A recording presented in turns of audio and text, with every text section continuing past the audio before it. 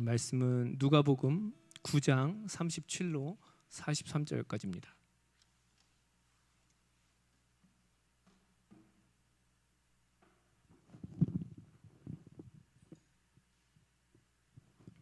오늘 말씀은 누가복음 9장 37절부터 43절까지.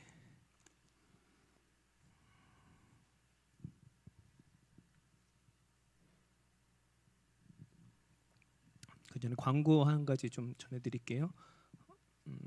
소식 들으신 분도 계시겠지만 우리 민병섭 장로님께서 방금 소천하셨다고 지금 연락이 왔습니다. 그래서 갑자기 심정지가 오셔서 구급차를 타고 세브란스로 갔는데 또 하나님의 부르심을 지금 받으신 상태이시고요.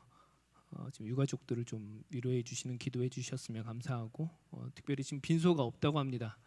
지금 코로나도 좀 심해져서 빈소가 지금 거의 없어서 지금 김 목사님하고 저랑도 장례식장 전화를 여러 군데 했는데 지금 자리가 거의 다 없다고 해서 지금 빈소를 계속 찾고 계시나 봐요. 그래서 이를 위해서도 좀 잘 진행될 수 있도록 우리 성도님들 기도해 주시면 감사드리겠습니다. 본문 말씀 누가복음 9장 37절로 43절을 우리 한 절씩 교독하겠습니다. 37절입니다. 이튿날 산에서 내려오시니 큰 무리가 맞을세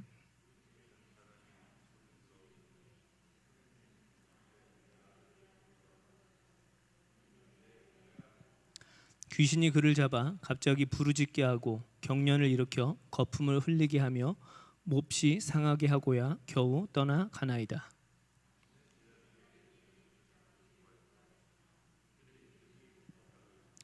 예수께서 대답하여 이르시되 믿음이 없고 패역한 세대여, 내가 얼마나 너희와 함께 있으며 너희에게 참으리요, 내 아들을 이리로 데리고 오라 하시니,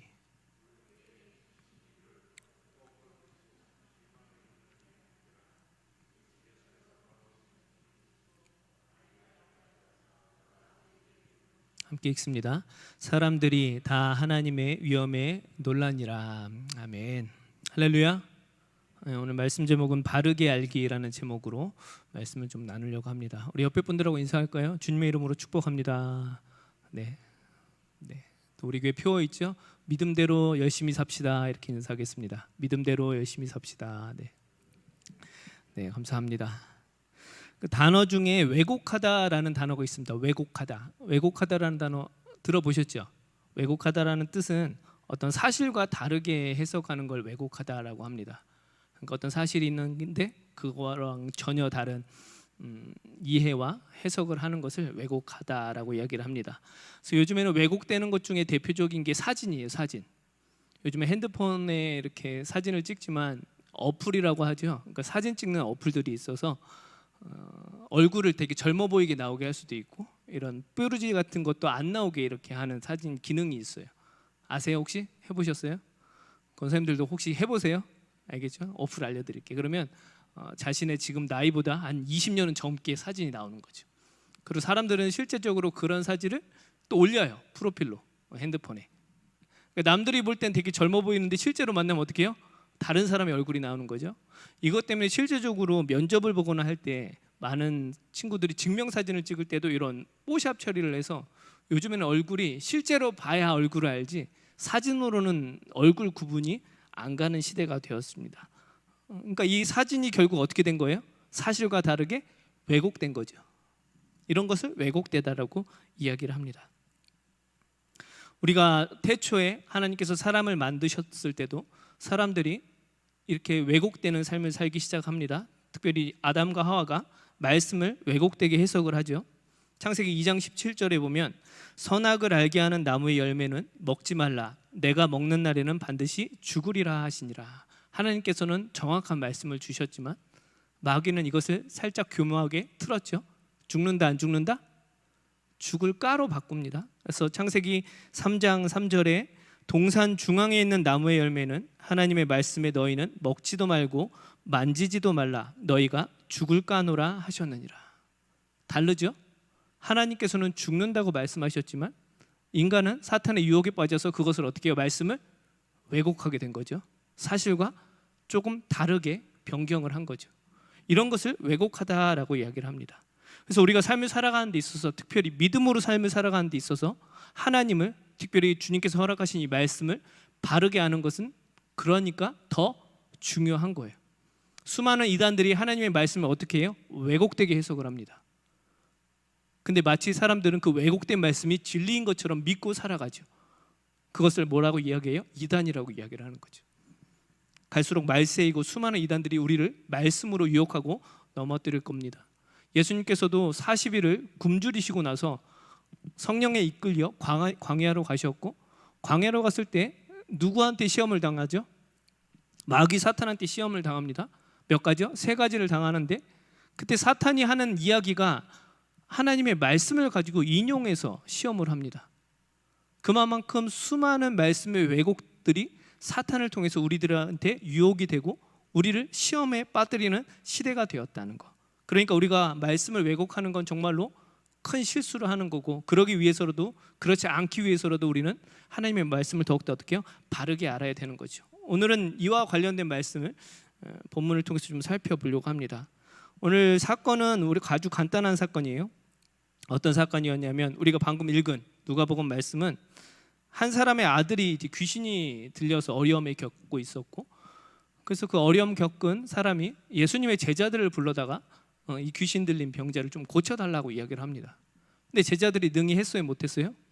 고치지를 못해요. 그래서 다시금 예수님을 초청해서 제자들이 고치지 못했습니다, 도와주세요. 그랬더니 예수님께서 그 귀신을 어떻게 해요? 떠나게 고치시는 장면이 오늘 본문의 전체적인 내용이에요. 그럼 우리는 이렇게 질문할 수 있겠죠? 왜 제자들은 고치지 못했을까? 왜 예수님의 제자들은 고치지 못했을까? 누가복음 9장의 시작을 보면은 예수님께서 제자들에게 어떤 능력을 주신다는 본문으로 시작이 됩니다. 우리 말씀을 한번 찾아볼게요. 누가복음 9장 1절 2절입니다. 누가복음 9장 1절 2절을 같이 볼게요.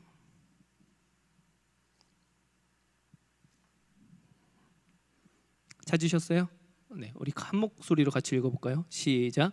예수께서 12 제자를 불러 모으사 모든 귀신을 제어하며 병을 고치는 능력과 권위를 주시고 하나님의 나라를 전파하며 앓는 자를 고치게 하려고 내보내시며. 아멘. 예수님께서 제자들을 부르셨죠? 부르신 이유가 정확하죠? 무슨 일을 하게 하기 위해서? 예수님이 하셨던 일을 누가 이제 하는 거예요? 제자들이 하라고. 그래서 무엇을 주셨다고 나와요? 1절에 능력과 권위를 주셨다. 특별히 그 앞에 무엇을 고치는? 병을 고치는 거죠.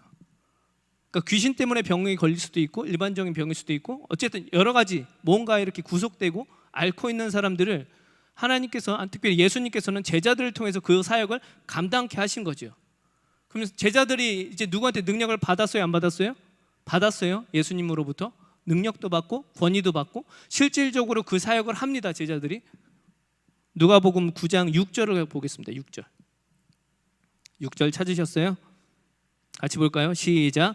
제자들이 나가 각 마을에 두루 다니며 곳곳에 복음을 전하며 병을 뭐 했다? 고쳤다. 이렇게 나와요. 제자들이 예수님의 능력을 힘입어 실제적으로 그 사역을 감당을 합니다.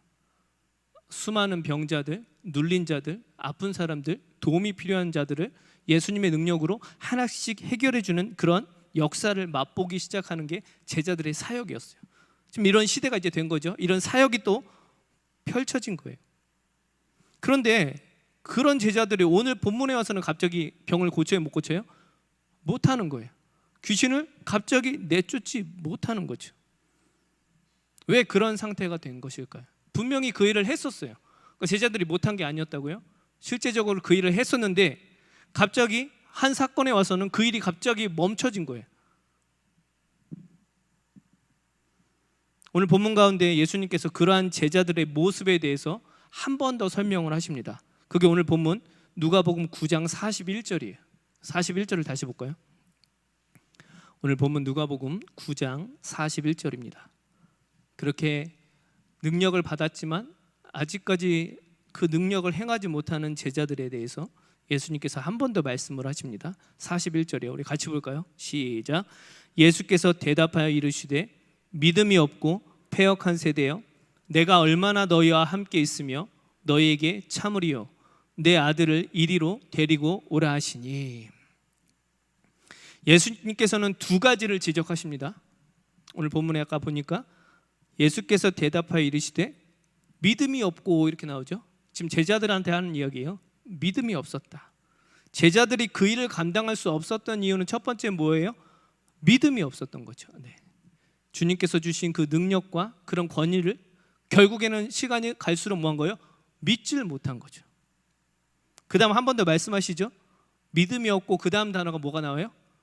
패역한 세대여 이렇게 나오죠. 그래서 오늘은 설교는 이 단어를 중심으로 좀 설교를 하려고 합니다. 이 패역한 세대여, 이 패역하다라는 뜻이 왜곡하다, 잘못 해석하다라는 뜻이에요. 언어에는 헬라 원어에 보면 뜻이 왜곡하다, 잘못 해석하다. 그러니까 말씀을 다시 말하면 그들이 갑자기 귀신 걸린 그 환자를 고치지 못한 이유가 첫 번째로는 믿음이 없었고 두 번째는 어떻게 해요? 왜곡했다. 누구에 대해서? 예수님에 대해서 왜곡하기 시작한 거죠. 그렇다면 좀 더 구체적으로 그들이 왜 예수님을 왜곡할 수밖에 없게 되었는가? 두 가지를 같이 말씀을 통해서 살펴보려고 합니다. 첫 번째는 경험 때문에 그래요. 경험. 첫 번째 무엇 때문에요? 경험 때문에 그래요. 아까 누가복음 9장 6절에 제자들이 가서 뭐 했어요? 병을 고치기 시작합니다. 그 경험을 제자들이 했어요? 못했어요? 했어요. 근데 그 경험이 결국엔 누구를? 예수님을 왜곡하기 시작합니다. 설명을 드릴게요. 우리들의 삶에 있어서 경험은 중요합니다. 중요하죠. 그래서 경험을 한 사람과 경험을 하지 않은 사람의 차이는 엄청납니다. 무언가를 경험한 사람은 그 일에 대해서 자신감이 생깁니다. 경험하지 못한 사람은 그 일에 대해서 점점 소극적이 됩니다. 어떤 이상한 음식이 눈앞에 펼쳐져 있는데 그것을 이미 먹어본 사람은 그 음식을 어떻게 해요? 금방 먹을 수 있겠죠. 하지만 낯선 사람들은 그 음식을 먹을 수 있어요? 없어요? 조금 이렇게 하죠. 그러니까 이만큼 경험이 중요해요? 안 중요해요? 중요한 거죠. 제가 예전에 주유소 일을 좀 했어요. 한 3개월 정도 일을 했을 때 그 자동 세차 있죠. 자동차 이렇게 들어가는 거, 뭐 이렇게 자동으로 세척하는 그것도 했었는데 처음에 실수한 게 뭐냐면은, 그러니까 저도 몰랐고 그 차 주인도 몰랐던 게 뭐냐면, 차가 이렇게 세차를 하려고 그 출입구로 들어가면요, 이제 버튼 누르면 기계가 알아서 끌고 가요. 근데 고급 차들, 비싼 차들은 갑자기 차가 씁니다. 갑자기 차가 서요. 근데 이 주인도 모를 때가 있어요. 나중에 알아봤더니 좋은 차일수록 차가 이렇게 흔들릴 때 자동적으로 차가 이렇게 멈추게 돼 있더라고요. 지금 이거 안 겪어보신 거죠, 다. 그러니까 우리 성도님들은 좋은 차가 아니라는 거. 아주 고급 차들은 차가 알아서 이렇게 서요. 그러면 이거 어떻게 해야 되냐면은 시동을 껐다 키면 끝나는 거예요. 시동만 껐다가 다시 키면 돼요. 근데 이거를 모르는 주인들이 많고, 저도 일하는 입장에서 서로 당황한 거죠. 어떻게 할지를 모르고. 기계는 갑자기 물이 떨어지고 막 이제 세차 들어간데 멈춘 거니까. 이제 나중에 저희가 알게 된 거죠. 그 일을 경험을 통해서. 그 다음에도 그런 차들이 꽤 오더라고요. 제가 좀 고급차가 있는 곳에서 일했나 봐요. 그럴 때일수록 저는 이제 당황했을까요? 안 당황했을까요? 그런 일이 또 생기면 당황하지 않아요. 똑똑똑해서 차 주인한테 시동 껐다 키세요 하면 금방 해결이 돼요. 그러니까 이만큼 경험을 하는 건 중요해요, 안 중요해요? 엄청 중요하다는 거죠. 제가 주유소 일도 했고 또 홈쇼핑도 1년 일하고 또 여러 가지 잘 자란 일들을 통해서 성도들의 일하는 심정을 깨닫게 됩니다. 원래 예전에는 그냥 사역만 쭉 하면 잘 될 줄 알았는데 하나님께서 귀한 경험을 또 하게 하셨는데, 그 일을 통해서 성도들이 현장에서 돈을 벌고 그 돈으로 헌금을 하고 이런 과정들을 실제적으로 몸으로 겪으니까 성도들을 볼 때 또 성도들이 하는 그런 헌신들이 다르게 느껴지더라고요. 그러니까 사람이 살아가면서 경험은 너무나 중요합니다. 제자들 역시 예수님께서 주신 그 능력으로 병도 고치고 능력을 행하고 많은 경험들을 하기 시작합니다. 그런 경험으로 귀신 들린 아이도 고칠 수 있을 거라고 생각을 했어요. 그런데 문제는 뭐냐면 더 이상 예수님을 의지하지 않고 자기의 경험으로만 하기 시작한 거예요. 그들이 병자들을 고친 건 철저하게 누구의 능력으로 고친 거예요? 성경에는 분명히 예수님이 주신 능력과 권위로 병 고치는 권세를 얻었다라고 나왔지만 제자들은 자기들이 한 경험으로 결국에는 무엇이 필요 없는 거예요? 예수님이 더 이상 필요 없게 돼버린 거죠. 결국에 자신의 경험으로 예수님의 능력과 권위는 무시하기 시작하고 결국에 그런 행동은 예수님의 말씀을 어떻게 해요? 왜곡하기 시작한 거죠. 결국 그 왜곡된 자신의 경험으로 한 행동들은 능력이 나타났을까요? 안 나타났을까요? 안 나타나는 거죠. 근데 오늘 본문뿐만이 아니고 성경의 곳곳에 이러한 모습들이 등장을 합니다. 말씀을 한 군데 찾아보겠습니다. 사도행전 17장을 찾아볼게요. 사도행전 17장 16절 17절입니다. 사도행전 17장 16절 17절.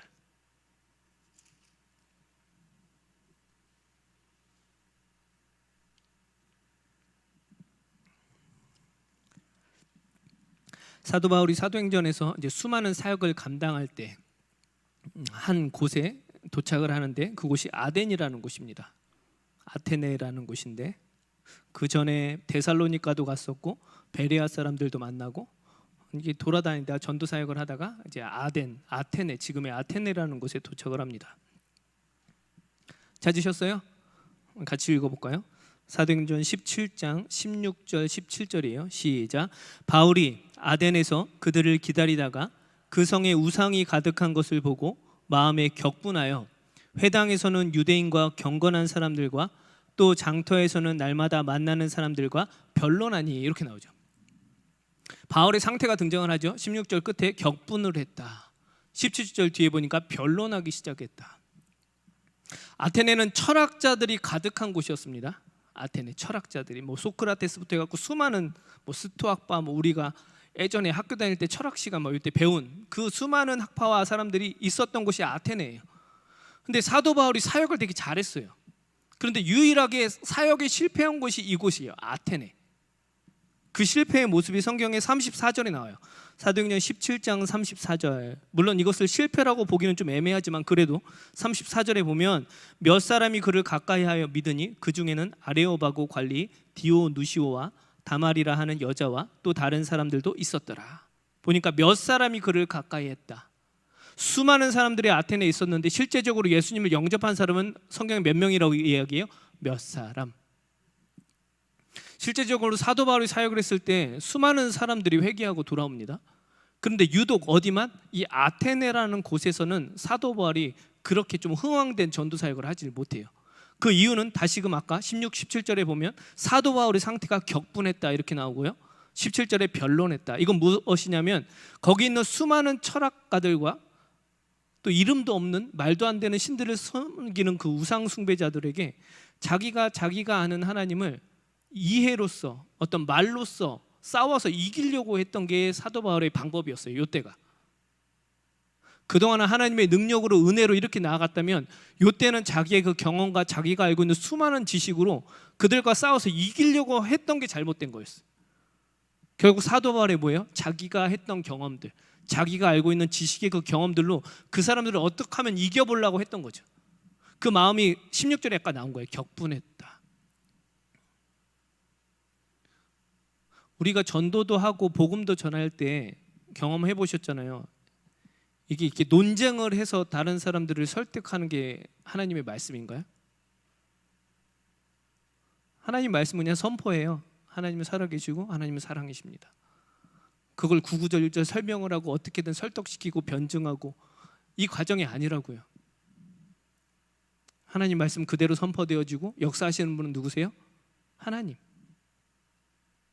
이때 사도 바울은 자기의 경험으로 그들을 어떻게든 말로써 철학적인 것으로 싸워서 이기려고 했던 그 잘못된 경험 때문에 사역에서 큰 열매를 맺지 못하게 됩니다. 또 사건이 있죠. 우리가 잘 아는 여리고성을 여호수아와 함께 이스라엘 백성들이 무너뜨립니다.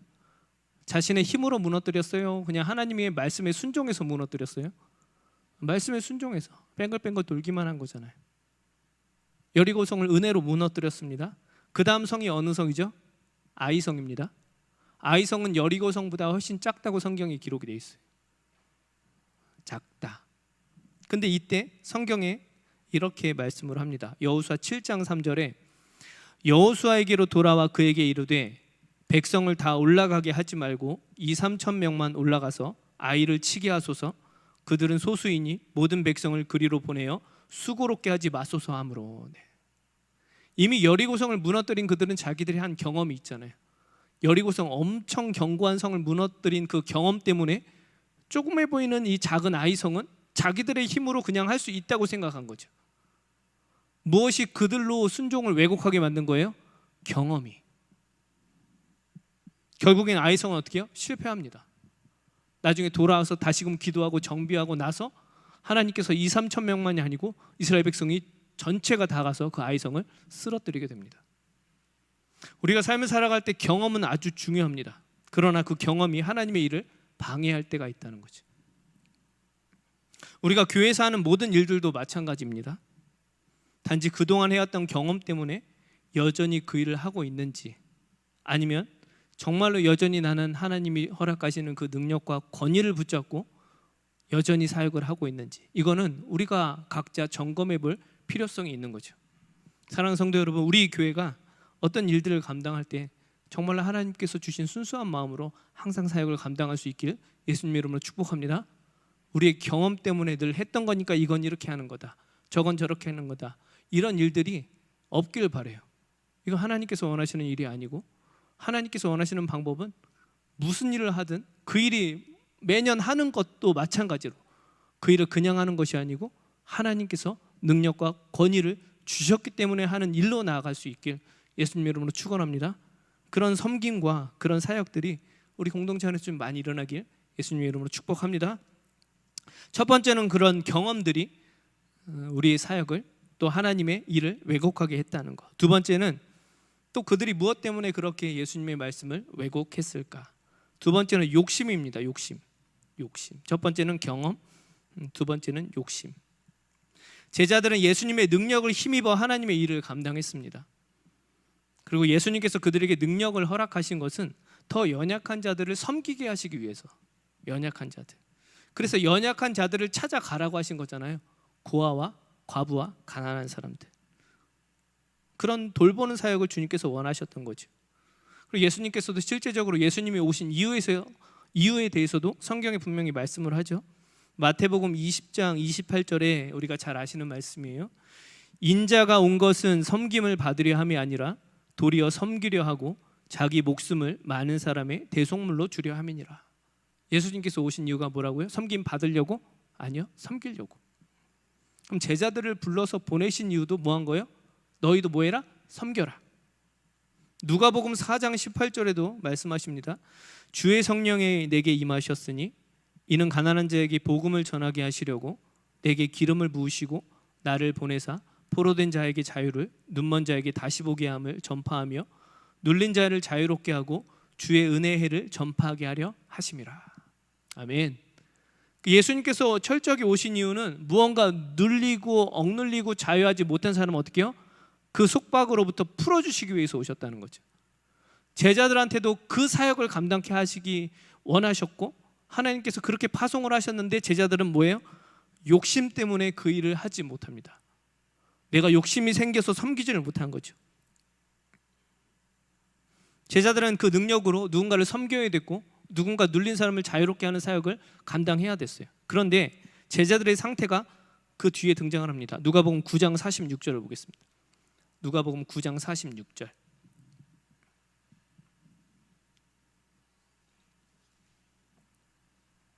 찾으셨어요? 오늘 본문 누가복음 9장 뒤쪽으로 좀 가서 있죠. 46절 같이 볼까요? 시작. 제자 중에서 누가 크냐 하는 변론이 일어나니. 누가복음 22장에도 동일한 말씀이 등장합니다. 22장 24절에 또 그들 사이에 그중 누가 크냐 하는 다툼이 난지라.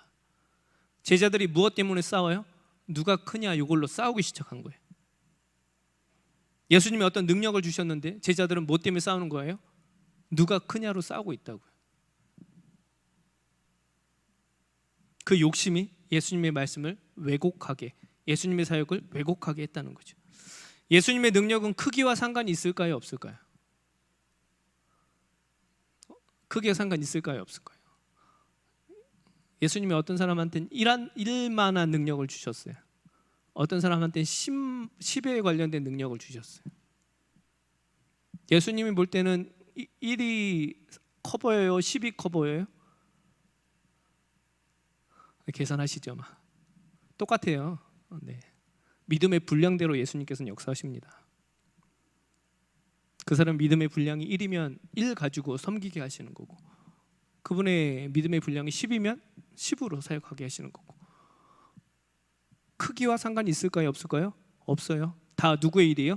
예수님의 일인 거죠. 근데 사람들의 입장에서는 뭐예요? 그 능력 때문에 욕심으로 싸우기 시작합니다. 예수님의 어떤 능력을 어떤 평가 기준으로 삼고 있는 거죠. 1만큼 사역한 사람은 10만큼 사역한 사람을 부러워했고, 10만큼 사역한 사람은 1만큼 사역하는 사람을 함부로 본 거죠.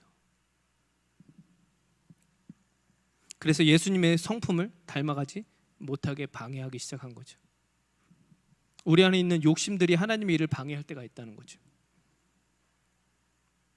선악과를 따먹은 아담과 하와도 그런 욕심 때문에 말씀을 왜곡합니다. 창세기 3장 5절에 너희가 그것을 먹는 날에는 너희 눈이 밝아져 하나님과 같이 되어 선악을 알 줄 하나님이 아심이니라. 마귀의 유혹이었어요. 결국 너희가 뭐가 된다? 하나님이 된다. 이 선악과 먹으면 네가 하나님이 될 수 있다. 이 유혹 때문에, 이 욕심 때문에 사람이 죄를 진 거라고요. 우리 안에 있는 욕심들을 내려놓길 예수님의 이름으로 축복합니다. 교회 안에서 어떤 차등이 생기지 않길 바라요. 누군 예배 10번 드렸으니까 더 영적이고, 누구는 새벽기도 더 많이 하니까 영적이고. 아니요. 믿음의 분량은 누가 판단하시는 거예요? 하나님이 판단하시는 거예요. 사역의 감당은 누가 판단하시는 거예요? 하나님이 판단하시는 거라고요. 어떤 영적인 성장 크기는 누가 판단하세요? 하나님이 아시는 거예요. 우리는 우리가 판단할 수 있어요, 없어요? 몰라요. 근데 마치 교회에서 목사라고 하면 뭔가 이렇게 보이고, 권사님이라고 하면 이렇게 보이고, 장로님이라고 하면 이렇게 보이고, 평신도라고 하면 뭔가 아무 능력도 없는 그런 느낌이 있지 않아요? 그런 느낌 있지 않으세요? 그래서 어떤 일을 감당할 때 장로님이 하세요 이렇게 나옵니다. 어떤 무리가 있잖아요. 권사님이나 장로님이 계시면 그 일을 할 때 권사님이 하세요 장로님이 하세요 먼저 나옵니다.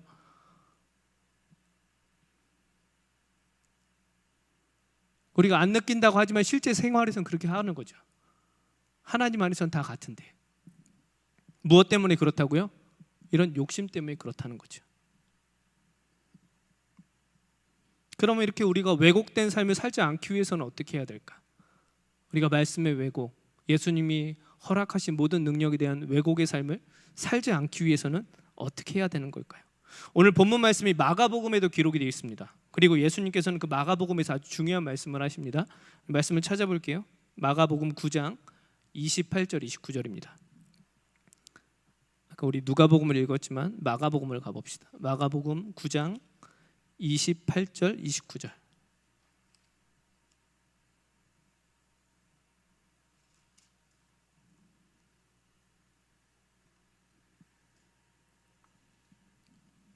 찾으셨어요? 마가복음 9장 28절 29절. 같이 읽어볼까요? 시작. 집에 들어가심에 제자들이 조용히 묻자오되 우리는 어찌하여 능히 그 귀신을 쫓아내지 못하였나이까? 이르시되 기도 외에 다른 것으로는 이런 종류가 나갈 수 없느니라 하시니라. 아멘. 할렐루야. 예수님께서 말씀을 주셨죠. 그 방법에 대해서 아주 간단하게 무엇하면 된다? 기도하면 된다. 우리의 경험을 의지하지 않기 위해서는 뭐 해야 돼요? 기도해야 됩니다. 내가 한 경험으로 무언가 하게 되면 그것은 경험으로 하는 거지만, 내가 할 수 있는 것 어떤 경험이지만 하기 전에 먼저 기도할 수 있다는 것은 누구를 의지하는 거예요? 하나님을 의지하는 거지. 무엇을 하든지 내 힘으로 하는 것이 아니라 기도함으로 하나님을 의지해야 합니다. 기도하는 것은 이미 내 힘이 아닌 하나님의 능력이 가능함을 고백하는 겁니다. 수많은 왜곡의 유혹과 시험이 우리 앞에 펼쳐져 있지만 그 왜곡을 다시금 바로잡기 위해서 우리 뭐 해야 된다고요? 기도해야 된다고요. 기도는 우리를 더 겸손의 자리로 나아가게 합니다. 기도는 우리를 더 믿음의 길로 걸어갈 수 있게 합니다. 기도는 우리를 더 희생하게 합니다. 욕심이 아니고 내 원대로 맛이 없고 아버지의 원대로 되기를 원하나이다 하시니. 아멘. 예수님께서도 기도함으로 뭐 했다고요? 희생하셨다고요. 십자가 지기 싫으셨는데 하나님의 뜻대로 해달라고 결국엔 자신을 어떻게 해요? 희생하셨다고요. 그 희생이 우리를 다시금 이렇게 살린 거잖아요. 그 희생의 십자가가 결국에는 능력으로 나타나신 거죠. 우리도 그렇게 살아야 되는 거죠. 왜곡하지 않기 위해서. 우리가 말씀대로 말씀을 따른다고 제자라고 이야기하면서 그대로 살기 위해서는 결국엔 뭐 해야 되는 거예요? 수많은 경험을 의지하는 것이 아니고, 수많은 내가 뭔가 잘난 것을 의지하는 것이 아니고, 계속해서 무한한 거예요? 기도하는 거라고요. 기도함으로 잘못된 걸 다시금 잡고 하나님을 의지하고 나아가는 거죠. 내 욕심에 빠지지 않기 위해서도 기도해야 합니다. 우리의 욕심으로는 결국에는 열매를 맺을 수 없기 때문입니다. 하나님만이 선하시고 하나님만이 선한 열매를 맺으실 수 있습니다. 내 욕심이 아닌 하나님께서 주시는 선한 마음으로 무언가를 하기 위해서 우리는 뭐 해야 돼요? 기도해야 됩니다. 하나님께 물어봐야 됩니다. 오늘 이후부터 우리의 삶이 늘 기도하시길 예수님의 이름으로 축복합니다. 우리의 삶이 예수님의 제자라고 한다면 예수님이 주시는 무엇? 능력과 권위가 있다는 거예요. 아까 누가복음 9장 1절처럼 주님께서는 늘 우리에게 그 능력과 권위를 어떻게 해요? 허락해 주세요. 이 땅의 삶을 살아가면서 누구를 통하여서 하나님 나라가 확장되길 원하세요? 우리를 통하여서, 우리 사랑하는 성도님들을 통하여서, 성도님들의 가정을 통하여서, 사업장을 통하여서 주님께서 하나님 나라가 확장되길 원하신다고요. 그래서 능력과 권위를 늘 주시는 거예요. 근데 주님께서 그 주신 능력과 권위가 왜곡되면 결국엔 열매가 나타나지 못한다는 거죠. 그 열매를 위해서라도, 주님이 주신 그 선한 사역을 위해서라도 우리가 먼저 해야 될 건 뭐라고요? 기도라는 거죠. 기도. 오늘 이 시간 우리가 그런 지혜자들이 되시길 예수님의 이름으로 축복합니다. 우리가 앞으로 우리 삶의 모든 일들이 하기 전에 반드시 무엇 한다고요? 기도함으로 준비하시고 기도함으로 할 수 있는 귀한 성도님들이 되시길 예수님의 이름으로 축복합니다. 축복합니다.